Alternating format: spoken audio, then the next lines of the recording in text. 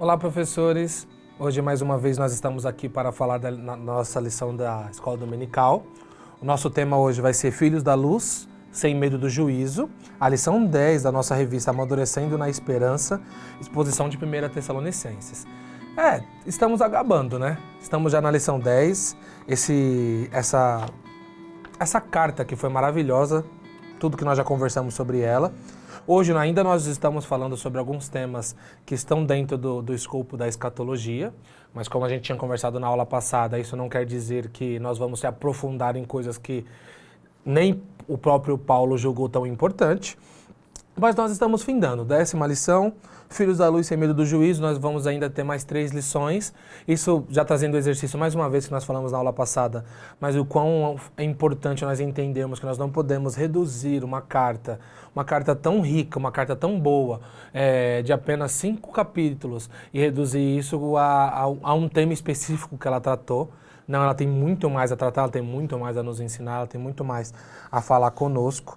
Então isso nos remete a entender o quanto é importante nós pegarmos essas cartas e de uma maneira mais responsável, estudar, ler, entender aquilo que ela quer passar para nós, entender aquilo que ela tem a dizer para nós, entender como a gente pode aplicar isso na nossa vida hoje em dia, e não apenas, como que ela é conhecida? Ela é conhecida como uma carta que fala dos fins dos tempos, então é isso, ela vai ser uma carta que fala o fim dos tempos. Não, ela não é. Nós temos 70 páginas aí de conteúdo basicamente sobre uma carta de apenas 5 capítulos. Então a gente consegue enxergar aí a profundidade que essa carta tem e não reduzir a míseros 3, 4 temas.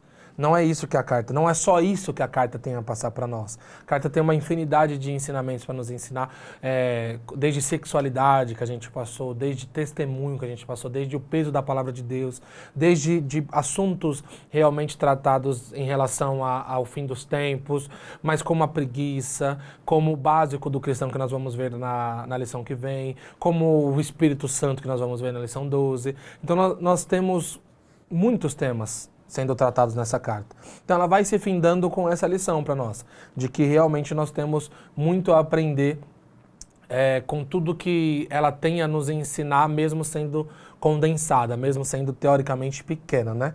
Pode ser pequena em quantidade de caracteres, mas enorme nos ensinamentos que tem para nos passar. Essa lição, a lição 10, Filhos da Luz sem medo do juízo, ela é sim uma continuação da lição 9. É que ele vai mudar o tema, ele vai olhar para uma outra perspectiva. Ele estava falando exclusivamente na outra lição, na lição 9, que nós tratamos sobre a morte dos irmãos, a morte de alguns que já estavam morrendo, dúvidas em relação a isso, e como eles se apresentariam a Cristo. E agora ele vai falar sobre Cristo vindo e instaurando assim o juízo que ele vai fazer. Como será? O que vai acontecer? Quando vai vir novamente? Eles têm esse questionamento de quando será a volta de Cristo. Então, ele é uma continuação, mas já tratando de um outro tema, trazendo mais para um lado de juízo e nem tanto para um lado total de arrebatamento em si. É uma lição que o texto bíblico é do capítulo 5, versículo 1 ao 11, onde basicamente os três primeiros temas vão ser temas sobre os 3 primeiros versículos. Então é como se nós tivéssemos um tema para cada versículo, e o último tema seria um resumo dos outros versículos, que basicamente vai ser uma exposição da mesma coisa, sobre nós sermos filhos da luz, de nós não sermos chamados para esse juízo e outras coisas em relação a isso. Então assim, o versículo 1 vai ser o tema: como enxergamos a segunda vinda do Senhor. Versículo 2 vai ser do que vale a data. E versículo 3, não existe estabilidade para esse mundo. Então assim, nós tiramos um tema, nós tiramos um subtema, vamos colocar assim, para cada versículo. Isso mostra a grandeza, a profundidade que esses versículos podem ter. Por isso que, voltando mais uma vez, é muito importante nós entendermos a profundidade que essas cartas podem ter para a nossa vida. se a gente consegue tirar temas, pensamentos, contextualizações, de um versículo para a nossa vida, para a nossa atualidade, imagino que nós podemos tirar da carta inteira. Isso aqui, essa revista inteira que nós tivemos, desses 5 capítulos, mas todos os conteúdos que vocês podem pesquisar dos livros, da bibliografia que está atrás, na última página, tudo isso ainda é pouco para que essa carta tenha a nos passar. Ainda é pouco do que ela tem a nos ensinar. Nós temos livros de mais de 300, 400 páginas sobre essa carta. Então, nós temos livros de visões diferentes, vocês podem ver também na bibliografia. E tudo isso aplicado à nossa realidade. Então, é muito importante, é muito conteúdo que tem a nos passar sobre isso. O primeiro versículo vai dizer assim: irmãos, quanto aos tempos e épocas, não precisamos escrever-lhes. O tópico 1, como enxergamos a segunda vinda do Senhor, vai arremeter a esse versículo, vai trazer ele à luz e vai colocar algumas coisas que nós precisamos raciocinar em relação a isso. Paulo ele vai deixar claro: quanto aos tempos e épocas, não preciso escrever-lhes. Se nós olhássemos, professores, vamos olhar para o que Paulo está querendo dizer em um sentido mais geral.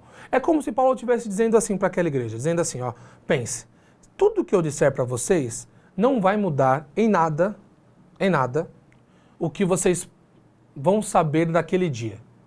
Porque o que eu tenho aqui para dizer para vocês não é datas, o que eu tenho não é coisas específicas, o que eu tenho é um acontecimento. Então, eu não preciso escrever mais do que eu já disse para vocês pessoalmente. Eu não preciso escrever mais do que eu já conversei com vocês sobre esse assunto. Então, eu não preciso colocar palavras, colocar explicações, colocar coisas mais específicas onde não precisa, onde não tenho até. Porque se o próprio Cristo, e nós vamos ver isso na lição, como Paulo ele vai se apropriando de algumas palavras, de algumas fraseologias que já foram usadas por Cristo, Antigo Testamento, entre outras coisas. Então, se o próprio Cristo falou uma coisa, eu não tenho como falar uma coisa diferente para vocês. O que eu tenho para ensinar basicamente é a mesma coisa. Por isso, já remetendo novamente à lição anterior, é que o foco de Paulo é consolar.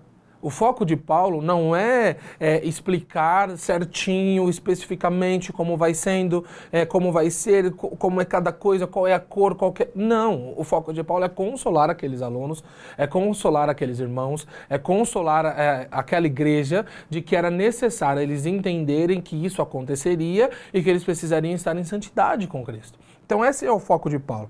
Então o questionamento que essa igreja vai ter de perguntar para Paulo, mas eu quero saber quando, não parte de uma incredulidade.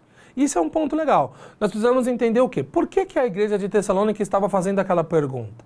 Porque para a igreja de Tessalônica era importante saber que quando Cristo viria. Essa pergunta não parte de uma incredulidade. Para entender melhor sobre não parte dessa incredulidade, pensem. Hoje em dia nós estamos bem polarizados em duas coisas. Temos pregadores que parecem que eles são pregadores chamados a falar de um tema só. Já percebeu? O pregador que ele é chamado como se ele pregasse a vida inteira sobre a mesma coisa. E naquela mesma coisa ele não diversificasse porque como se ele tivesse o chamado de um tema específico. Não pregar a palavra, mas pregar um ponto específico da palavra. É um pouco estranho, né? Pregador que não seja chamado para pegar a palavra de Deus como um todo, e sim pontos específicos. Mas existem muitas igrejas, existem muitos pregadores que focam muito nessa ideia de juízo, julgamento final, juízo de Deus, inferno. E aí a gente vai fazer um paralelo. Peraí, não pode pregar sobre isso? Claro que pode, nós necessitamos pregar sobre isso. Mas nós acabamos dando ênfase para uma coisa que não é o que o apóstolo está fazendo. O apóstolo não está botando essa ênfase de vocês precisam estar sempre com o olho no juízo final. Muito pelo contrário, quando nós vamos ver depois, o apóstolo vai dizer assim, no último tópico que nós vamos passar, ele vai dizer assim, não, vocês não são filhos das trevas, vocês são filhos da luz. Esse julgamento não vale para vocês, esse julgamento não tem que ser o que move vocês é a vontade, a esperança de se encontrar com Cristo. Então, o que tem que mover vocês como cristãos, o que tem que mover vocês como pessoas que estejam totalmente esperançosas é o encontro com Cristo. É a esperança, como nós venhamos tratando, até não só da última aula, como das últimas aulas, mostrando como a esperança é importante nesse livro, dessa carta, né, de 1 Tessalonicenses. Então, nós temos esse polo da galera que fica muito mais pressionando no sentido de juízo, de inferno, dessa parte mais, e temos uma segunda polarização, um outro lado, que vai colocar uma incredulidade total. Provavelmente você já ouviu algum jovem, professor, ou alguma coisa assim, dizendo assim, olha, mas desde a minha avó fala que Jesus vai voltar. Nossa, Jesus falou 2000 anos atrás que ele ia voltar e pegar a sua igreja. Tem gente de Tessalônica que estava pensando que Jesus voltaria naquele momento, como a gente falou na lição passada. Então, então desculpa, eu não vou ficar preocupado se Jesus vai voltar, que se ele não voltou até agora, dá tempo de eu fazer minha vida, dá tempo de eu fazer as minhas coisas, dá tempo. Percebem, professores, os dois polos? Um polo de tipo assim, ó, tá aí, o juízo tá aí, a volta de Cristo tá muito perto, o que é verdade, tá? Mas que sem o foco também no fato de que nós somos salvos por meio desse sacrifício de Cristo, mas também um outro lado de total incredulidade. E, olha o ponto legal, a igreja de Tessalônica não partiu nem de um e nem de outro. Esses polos não estavam afligindo tanto igual nos afligem hoje em dia. Na década de 90, década de 80, 90, quando nós vamos ver a pregação, parece que nós passamos por um momento do país onde todas as pregações tinham a ver com o Apocalipse. Nós tínhamos muitos hinos, muitas pregações, é como se aquele era o momento, talvez pela troca do milênio, talvez, enfim, mas era um momento onde praticamente todas as pregações eram sobre isso. Hoje, em dia, todas as pregações basicamente são, não, esquece isso aqui. O importante é que Deus te ama, o importante é que Ele te perdoa. Então, olha como nós não conseguimos lidar muito bem com o texto. Então, o que o texto está querendo dizer para nós é que se não partiu da incredulidade e não partiu do medo, do que partiu? De uma esperança. Mas espera aí, por que a esperança ia causar uma dúvida de que não fosse uma dúvida tão correta? Porque a esperança deles era que tudo aquilo que eles estavam sofrendo, a esperança deles é que toda aquela perseguição, todas aquelas traições dos próprios irmãos, toda aquela dificuldade de abandonar uma vida de ídolos, uma vida de pecado, para estar seguindo aquilo que o apóstolo tinha ensinado, estar seguindo os preceitos das escrituras judaicas, da época também, dos escritos cristãos, tivesse uma recompensa de ver o Senhor. De estar com Ele. E eles não queriam que alguma coisa que eles fizessem impedissem eles de que essa esperança morresse e que tudo que eles estavam fazendo evidenciasse a salvação deles e o encontro deles com Cristo. Então, a esperança deles trouxe para eles um medo de eu preciso me apresentar da melhor maneira para Cristo. A mesma dúvida sobre o arrebatamento, a mesma dúvida sobre essa segunda vinda, o dia do Senhor. Como que eu vou estar nesse dia? Então, por isso que eu falo que é uma complementação da outra, porque Paulo vai dar a mesma explicação, dizendo que você não precisa se preocupar com os que já morreram, não precisa se preocupar com o arrebatamento, porque vocês vão se encontrar com Cristo nos ares, mas ao mesmo tempo que ele vai dizer, não se preocupe, porque esse julgamento, esse dia do Senhor, esse período de trevas, ou esse período, também não está condigente com vocês. Então, Paulo está dando as duas respostas ao mesmo tempo, por mais que sejam assuntos diferentes. Então, isso nasce da mesma preocupação sobre o arrebatamento. Eu quero me apresentar ao Senhor da melhor maneira.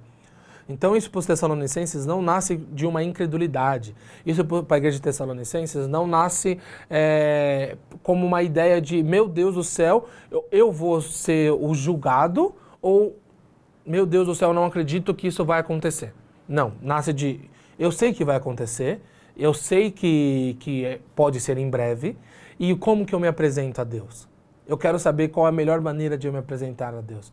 E Paulo está explicando tudo isso para mostrar para eles que se eles viverem a vida deles em santidade, se eles estarem no caminho correto, apenas isso, crer em Jesus e viver a sua vida em santidade, porque eles podem ficar tranquilos, não precisam se preocupar com data, não precisam se preocupar com nada em relação a isso, porque no contexto geral, eles vão se encontrar com Jesus nos ares e no dia do julgamento eles assistirão e estarão com Cristo julgando também. Isso também é muito importante se colocar. Então, se nós formos tirar mais um ponto sobre esse primeiro tópico também, junto já com o segundo tópico, é o quê?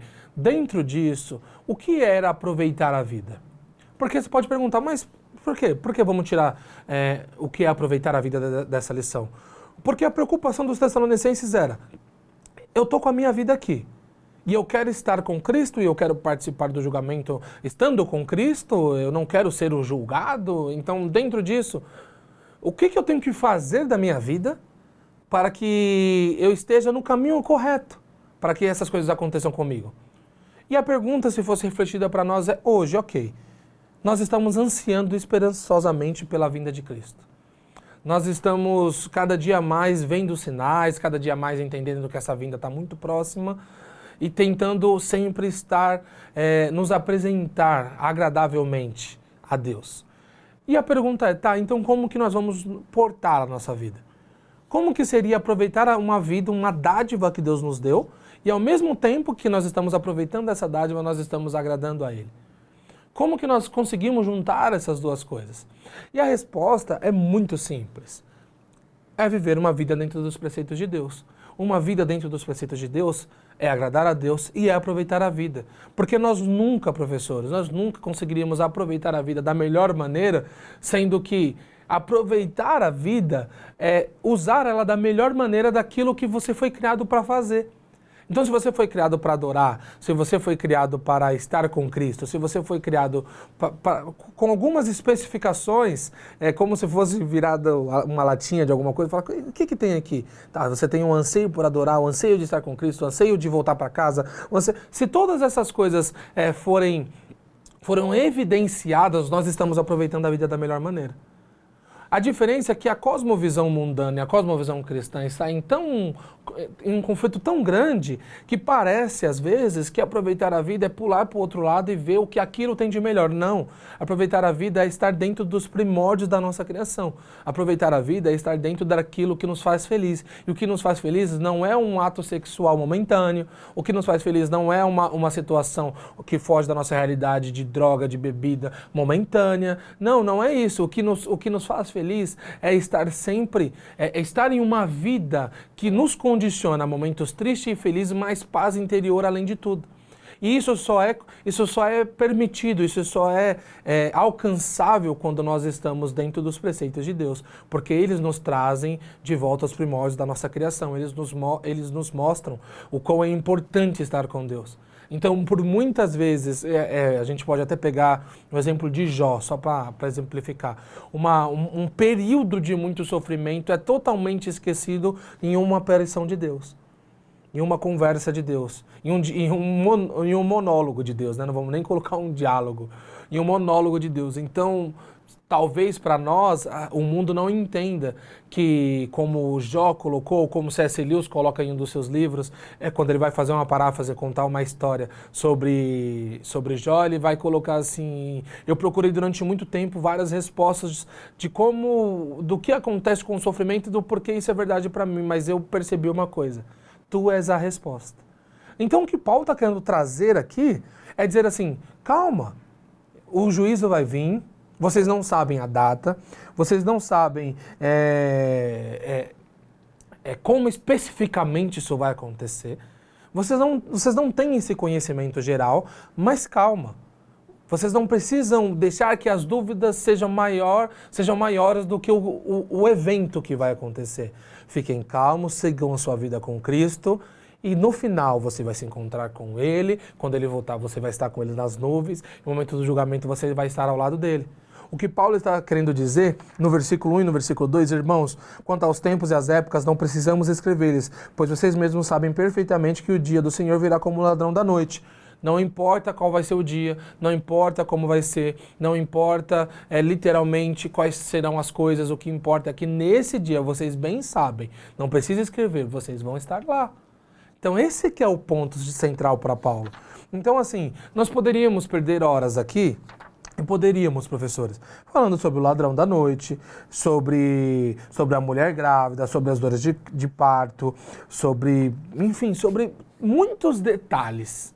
nós perderíamos. Mas como a lição 9, voltando novamente, já fazendo essa junção entre as duas, diz no último tópico, não se apegue aos detalhes, que nós possamos tirar o que Paulo quer dizer disso. O que Paulo quer dizer? O que Paulo queria passar para a igreja dos Tessalonicenses? Você pensa bem, professor. Você imagina Paulo falando essa carta e ele sentando depois disso e falando assim, mas o que ele queria dizer sobre o ladrão da noite? Você imagina essa cena?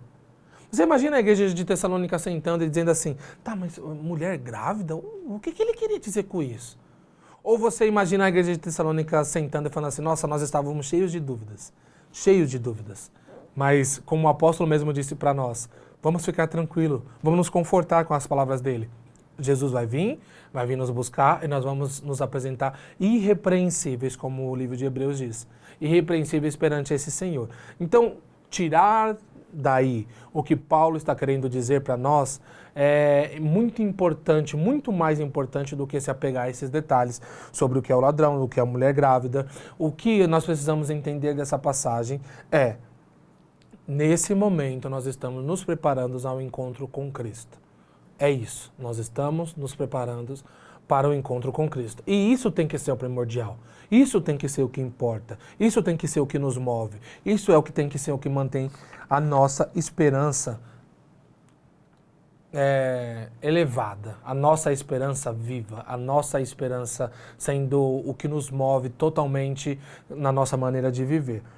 Só como complemento do que o ponto 2 vai dizer, que nós já tratamos já os dois de uma vez, não podemos perder nosso tempo com horóscopos, com profecias da atualidade. Nossos dias são importantes demais para nos preocuparmos com a data da segunda vinda. Pensem nisso, professores, passem isso para os seus alunos. Nós somos pentecostais.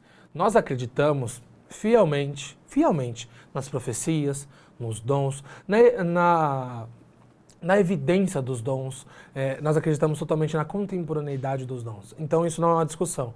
Mas isso não tem que nos mover mais do que o que a palavra de Deus diz. Isso não tem que nos mover mais do que isso aqui, do que Paulo está querendo mostrar para nós. Então, o que é uma profecia? Eu profetizo, como a gente viu até filmes sendo lançados, né? Eu profetizo que tal data vai ser quando Jesus vai vir. Não. Peraí, a Bíblia já me disse que não. Que isso não é importante, que ele vai vir como ladrão da noite. Só que, e aí é um ponto muito importante para nós, e nós vamos juntar, tá? Esses dois pontos sobre isso e sobre não existe estabilidade para esse mundo, que vai falar sobre o resto das outras coisas. Pensem bem, esse ladrão da noite, Paulo, ele não está querendo apontar para a Tessalônica. Ele não está querendo apontar para mim, para você, professor. Paulo ele está querendo apontar para pessoas que não estão preparadas para a segunda vinda. Então, o que Paulo está querendo dizer é, olha isso, professores, a gente precisa ter esse entendimento. Olha os versículos 4 aí, ó. Mas vocês, irmãos, não estão nas trevas, para que esse dia os surpreenda como ladrão. O próprio Paulo está dizendo, não tem nada mais explícito do que esse versículo, professor. Olha isso, ele vai dizer no versículo 2, pois vocês mesmos sabem perfeitamente que o dia do Senhor virá como um ladrão da noite. Então nós, como às vezes vamos pregar isso e vamos dizer assim, olha, ele vai vir, e nesse momento, se você não tiver preparado, peraí, calma aí. Ele vai trazer novamente para nós, para a igreja. No versículo 4 ele vai responder no versículo 2. Mas vocês, irmãos, não estão em trevas, para que esse dia o surpreenda como um ladrão. Olha como Paulo está sendo muito específico. Percebem, professores, como às vezes a gente tira o que a mensagem quer dizer, o que o versículo quer dizer, o que o texto quer dizer, e acabamos deixando uma coisa que ele não quer dizer. Aí, não estou dizendo que nós não podemos alertar sobre isso. Óbvio que nós podemos, mas nós precisamos ter vivo em nossas mentes que isso não tem que nos preocupar, tirar a nossa paz. Ai, e se ele voltar hoje? Ai, meu Deus, e se ele voltar agora? Ai, meu Deus, mas eu acabei de pecar. Mas calma, Paulo está dizendo, calma, isso não é para vocês. Isso não é o foco principal em vocês. A Bíblia vai colocar a nossa salvação, pensem nisso, professores, como uma tão grande salvação. Uma tão grande salvação, a gente não tem que ficar dia após dia, meu Deus do céu, perdemos. espera, calma. O sacrifício de Deus foi enorme para conosco. O sacrifício de Jesus foi enorme para conosco. Nós precisamos agarrar essa salvação e falar como Paulo. Eu sei que vai vir como ladrão da noite, mas não vai me pegar desprevenido, porque eu sou salvo, eu vivo a minha vida em prol de estar pronto para Deus, para estar pronto para quando Jesus voltar. Então, professores, Paulo está sendo muito específico. Paulo está sendo muito específico. Ele virá como um ladrão da noite, ele virá. Mas nós não temos que focar no ladrão. Nós temos que focar pelo fato de nós estarmos preparados para ele vir e nos buscar, e que esse medo, como um ladrão da noite, não tem que estar enraizado em nosso coração de nos tirar a paz. Não. Nós temos que ter paz, que isso não vai nos pegar de surpresa. Olha isso. Nós não podemos, pensem bem, professores, para nós termos esse ponto de passar para os nossos alunos, nós não podemos olhar o ladrão da noite como uma coisa que nos tira a paz, que nos tira, porque se você pensar com o ladrão da noite, você fica com medo, ele vai vir a qualquer momento e ele vai entrar na minha casa e eu não vou ver, e o que vai acontecer, o que ele vai levar? Ok, isso é a simbologia que Paulo está colocando para o mundo, mas para nós ele deixa claro, calma, vocês não vão ser pegos desprevenidos contra o ladrão da noite. Então, essa analogia não é para nos tirar paz, é para nos dar paz. E nós não podemos olhar pelo foco errado. Ele não está tentando tirar a nossa paz, ele está tentando nos consolar, dizendo assim, vai vir, vai acontecer. E muitos não vão estar preparados, mas nós, Santa Igreja de Deus, nós, aqueles que fomos chamados para sermos diferentes, aqueles que fomos chamados para a salvação, nós, pelo sacrifício de Jesus, não vamos nos assustar com o ladrão. Nós vamos estar aguardando ansiosamente, dia após dia, quando que Jesus virá. A nossa esperança nos move, não o medo de ele vir que nos move. Então, nós precisamos entender, isso é importante, antes de nós passarmos para o próximo ponto, que não necessitamos saber dos detalhes, não necessitamos saber da data, não necessitamos de muitas das coisas como nós olhamos hoje em dia para a volta de Cristo e para o dia do juízo final. No tópico aí do que vale a data, professor, vocês podem dar uma lida, vai ter muitas referências de onde Paulo vai tirar o dia do Senhor, o ladrão da noite, as referências dessa fraseologia de Paulo nós vamos ter aí, eu não vou me atentar tanto a isso. Então nós precisamos principalmente entender que esses detalhes não são para nos causar medo, são para nos dar mais esperança e para nos consolar em relação a esse tema, ok?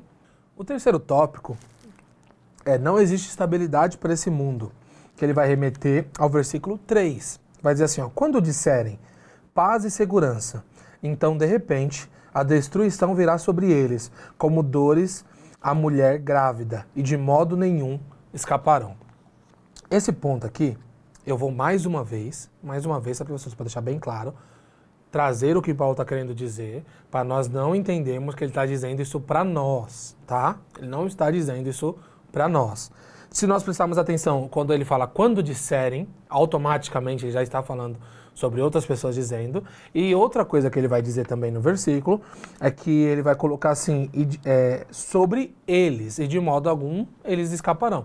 Então ele está dizendo sobre outras pessoas, não está trazendo isso para ele ou para a igreja de Tessalônica. Então, só deixando claro mais uma vez, precisamos, professores, distinguir as duas coisas, o que Paulo quer dizer e o que significa. E não pegar o que significa e falar, isso é para nós. Não, isso não é para nós. Isso é para o mundo, isso não é para a igreja. A igreja vai estar em outro processo. A igreja vai estar em outra coisa, não sendo julgada, sendo amassada quase nesse julgamento final. Não, a igreja não vai estar aí. Em nenhum momento Paulo está dizendo isso. Paulo está dizendo que isso vai acontecer, mas a igreja vai estar em outro lugar. Então, quando eles disserem, quando eles fizerem, quando eles não escaparão, então ele está falando deles e não de nós, tá? Mas, tirando esse ponto, a gente vai trazer uma coisa que a gente precisa compreender para a nossa realidade. Todas as referências bíblicas estão aí no primeiro parágrafo para vocês, da onde tira essa ideia de paz, da onde os profetas o que falavam antigamente, paz, paz, dizem, quando não há nenhuma paz, quando o profeta vai dizer isso. Então a gente vai tendo bastante referência bíblica que está para vocês aí disponível no primeiro parágrafo. Mas a minha parte aqui é trazer uma coisa para nós e para você levar para os seus alunos. O segundo tópico vai trazer uma coisa, o segundo parágrafo do tópico vai nos trazer uma coisa importante. Nós lutamos para melhorar o mundo. Porque nós não podemos negar isso. Nós queremos sempre fazer o máximo para que a nossa vida seja o mais tranquilo possível. A gente nunca vai correr atrás de um sofrimento. A gente nunca vai fazer com que as coisas deliberadamente deem errado. A gente quer que as coisas deem certo, a gente quer que a nossa vida seja mais tranquila, que quanto mais paz, melhor. E Paulo ele vai colocar uma coisa aqui que a gente precisa raciocinar um pouco sobre isso. Ele vai dizer assim, quando disserem que existe paz e segurança no mundo, isso é mentira. E nesse momento, o juízo vai chegar. E é um ponto legal. Aqui, é claro que pode aqui envolver o anticristo, a gente vai ter um contexto maior escatológico em relação a isso. Mas o ponto que Paulo também quer trazer é muito importante, é o quê? Até que ponto nós temos influência sobre esse mundo? Porque nós temos. Jesus vai dizer assim, peço-lhes, não peço-lhes que tire do mundo, mas que os livre do mal. Mas ao mesmo tempo nós temos uma capacidade de levar luz, de colocar sal nesse mundo. Nós somos sal e luz de um mundo totalmente perdido, de pessoas que estão correndo diretamente para o inferno. E nós somos as pessoas que têm alguém para compartilhar. Há um tempo atrás eu escrevi um texto sobre aquela passagem que os discípulos estão chegando, os 2 discípulos estão chegando no templo e o aleijado está sentado à porta, ele vai pedir uma moeda e Pedro diz assim, eu não tenho prata nem ouro, mas o que eu tenho eu te dou. E eu lancei uma pergunta de tipo assim, se Pedro tivesse dado apenas a moeda, ok, tudo bem, toma a moeda. O que mudaria na vida daquela pessoa? E a pergunta por trás é, nós temos mais a entregar? E a resposta é óbvia, sim, nós temos. Nós temos Jesus. E muitas vezes nós entregamos muitas moedas para vários questionamentos, para várias perguntas, para várias situações onde nós poderíamos expor. Nós entregamos muitas moedas e acabamos perdendo a oportunidade de apresentar algo a mais, o que nós temos. O fazer o Pai Nosso e não só o Pai Meu. Então, assim, nós temos oportunidade de fazer esse mundo melhor. E nós, como cristãos, temos a obrigação de fazer esse mundo melhor. Mas Paulo, ele vai, como se jogasse um balde de água fria, nós precisamos ter o discernimento do que ele está dizendo. É como se ele falasse assim, ok, mas esse mundo nunca vai estar pronto. Esse mundo nunca vai estar perfeito. Esse mundo nunca vai estar em paz. Esse mundo nunca vai ter segurança. Esse mundo nunca vai ser todos alcançados, no sentido de todos crerão que Cristo é o Senhor. Até a volta de Cristo, isso nunca vai acontecer. Então, do que vale o nosso esforço? Tem um ponto aí que eu coloco assim, ó. Tentar melhorar o mundo, votar nos melhores políticos, tratar bem as pessoas, cuidar da natureza, fazer bem para a humanidade, tudo isso está ao nosso alcance, mas não a absolvição desse mundo. Então, estão muitas coisas ao nosso alcance. Temos muito a melhorar, muito a entregar. Nós temos mais a entregar do que as nossas moedas. Temos sim muito mais a entregar. Mas a absolvição desse mundo não está em nossas mãos. O mundo ainda vai pagar por tudo o que aconteceu, por toda essa queda. O mundo vai pagar. E esse dia desse juízo final vai fazer com que esse mundo traga um juízo muito grande para o que está acontecendo e o que aconteceu durante toda a história. Vai trazer para esse mundo um juízo que ele não tem dimensão de como vai ser. E eles não vão conseguir escapar. Mas lembrando mais uma vez, eles não vão conseguir escapar. E o que nós fazemos enquanto isso? O que nós fazemos enquanto isso é o que Jesus pediu para nós fazer, discípulos. Nós vamos a cada dia mais pregando, nós vamos a cada dia mais mostrando o nosso testemunho, nós vamos cada dia mais expondo a palavra, nós vamos a cada dia mais sendo diferentes, a cada dia mais votando melhor, a cada dia mais fazendo coisas melhores, tratando a natureza melhor, fazendo tudo o que está ao nosso alcance, mas sempre lembrando, haverá um dia que esse mundo vai ser julgado e nós vamos estar junto com Cristo no julgamento desse mundo.